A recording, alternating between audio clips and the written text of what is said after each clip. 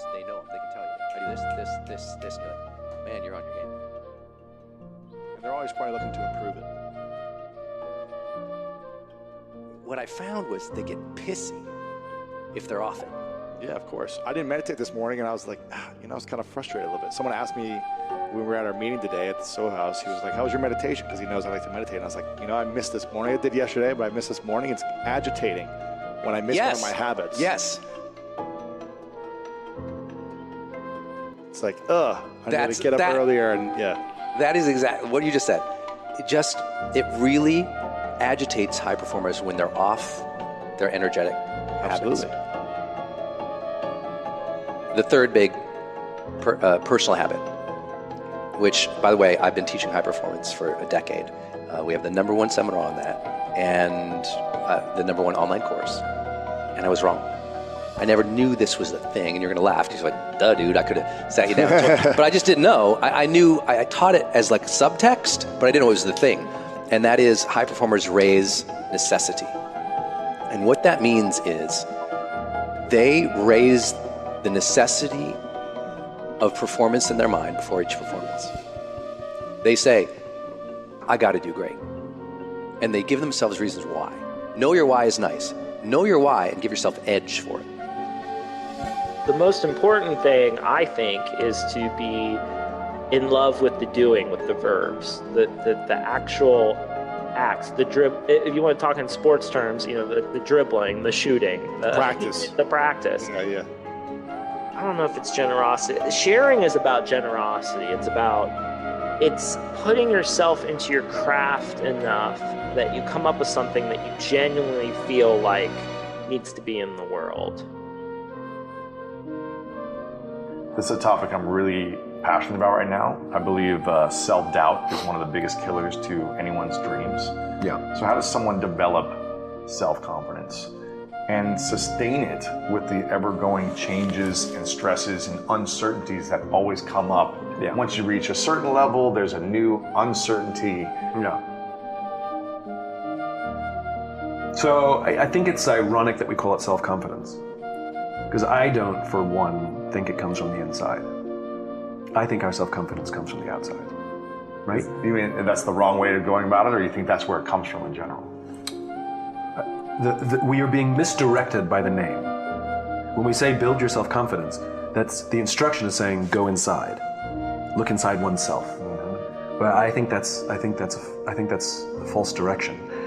Children aren't born self-confident. Their confidence is built from their parents and their friends and their teachers, where they're rewarded when they do well and they're pushed when they fail, when they can do better. Simply, we know this, that simply telling kids that they're great all the time actually doesn't build self-confidence. It actually does the total opposite, right?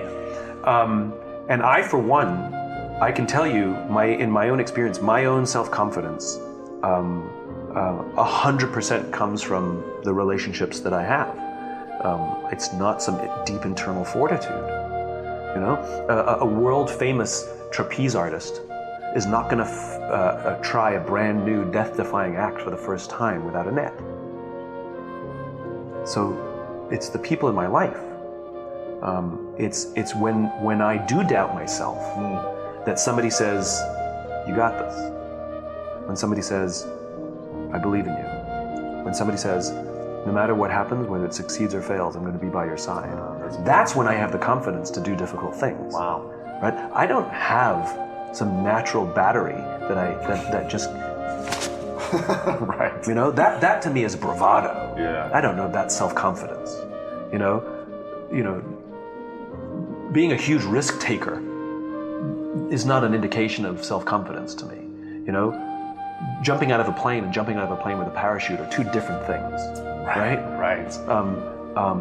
To me, self-confidence is measured, and there should be a degree of doubt. But I think true self-confidence, belief in oneself and belief in one's cause, I could not do the things that I'm doing, and I would not have the strength to have made the sacrifices that I've made, or continue to wake up on a daily basis to drive to spread this message, if I were alone. And so when we talk about building one's self-confidence, I think the mistake that we make is that we look inside. I think the reality is when we try to build our self-confidence, we should be looking to our friends, we should be nursing our relationships. When I'm looking to build my self-confidence, the question is, who around me do I need to take care of? You know, the way we build our self-confidence is by helping somebody else build theirs. Wow. It's an act of, we will build our confidence with an act of service. All of those tribes, all of those groups that you belong to have a set of shared expectations, a set of shared norms. And the key, if you want to build habits that last, if you want to change the way that you interpret cues, is to join a group where the desired behavior is the normal behavior, right? Like there are plenty of people who they want to work out, but going to the gym feels like a lot to them. It feels hard, feels like sacrifice. But there are also people who go to the gym every week and it's just normal. It doesn't feel like an obligation. That's the desired behavior is the normal behavior. It's their lifestyle. Right. Same thing for musicians. You know, like if you want to learn an instrument, hang out with people who play all the time. You know, like if you hang out with a bunch of musicians, it's like, well, yeah, that's what we do all day. We play 4 days a week. We play 7 days a week because it just happens. That's what the tribe does. The caveat to this, and the thing that I don't see people mention a lot, is that the reason social norms influence our behavior so much is because we want to belong to the tribe. We want to be friends with those people. And so we don't want to lose the friendship or lose belonging over violating the norms. If there was a genie and a genie could grant you any one wish, but only one wish, what would you wish for? If there was only one wish, what would you wish for? You know, most people would say money or this or that, but you think learning is the... I mean, I think a lot of people I think go being for the Matrix, like downloading the Matrix, it's where I can learn jujitsu in a second. Exactly. If I can learn a language in a second. If I like- can have the skill. So I think the hack a lot of people would do is if it was any one wish, they would wish for more wishes, right? They would ask for infinite wishes.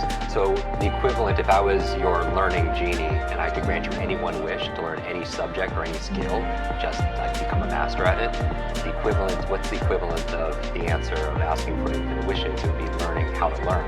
Because if you can learn how to learn, the world is yours, especially today, because nobody who's listening and watching gets paid for their brute strength. It's their brain strength. It's not your muscle power, it's completely your mind power. And the challenge is your brain doesn't come with an owner's manual, it's not user-friendly, and that's the reason why I wrote this book. But the Limitless model is an explanatory schema, a framework for learning anything faster. And not only that, but really for accessing our human potential. Because I think if there's one infinite, limitless resource on planet Earth, it's human capability. There's no limit on our determination. There's no limit to our imagination. There's no limit to our creativity. And yet, we're not shown how to be able to access that. And so this framework is a 3-part framework. And what I would offer everyone to do is, I love to turn this into like a little master class, make it really engaging. And so don't listen passively, because we don't learn through, the human brain doesn't learn through consumption.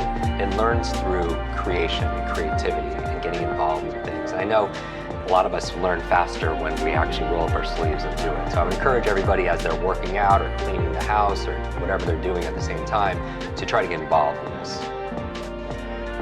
High performers seek clarity. And what that means for them is every situation they go into, they're seeking clarity and setting intention. And it's not like once in a while, they're doing it way more often. It's like, I've been blessed to work with Oprah Winfrey. When she has a meeting, at the start of every meeting, she asks, what's our intention here? What's the intention of this meeting? Not, what's the agenda, what do I do? What's the intention? That's every meeting. So she's seeking clarity at the beginning of every meeting. That's why she's so amazing, right? If you think about her whole career, she was always trying to have people seek clarity on who they were so they could be themselves. That's what high performers are doing. You watch old clips of like Kobe Bryant, he'll talk about like, I'm just a fan of all these people and I'm just stealing their moves and I'm just trying to do the game better. And Kobe's he was one of those guys that grew up with VHS tapes, which makes it completely, the way I've had it explained to me is it's like when you can watch replays of other players, famous players, and watch their moves, you can study on the couch. Yeah. As